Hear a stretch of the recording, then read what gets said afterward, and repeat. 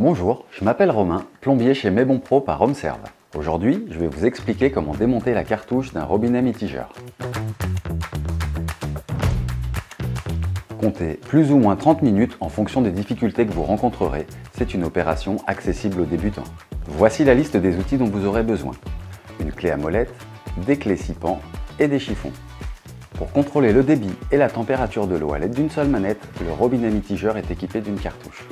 Avec le temps, cette cartouche peut s'abîmer et altérer le fonctionnement de votre robinet.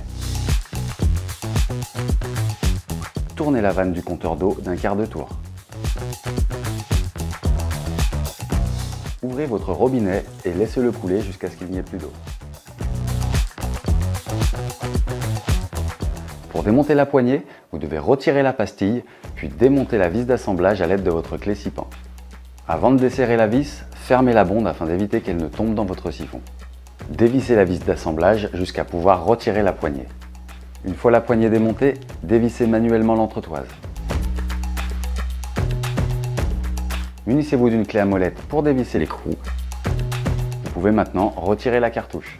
Attention à bien conserver la cartouche d'origine, c'est elle qui vous servira de référence pour acheter le nouveau modèle.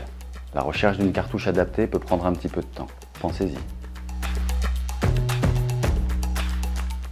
Pour remonter votre nouvelle cartouche, répétez les étapes précédentes en sens inverse. Remettez donc à leur place la cartouche, l'écrou, l'entretoise, la poignée, puis la pastille. Il ne vous reste plus qu'à rouvrir l'eau et vérifier qu'il n'y ait pas de fuite.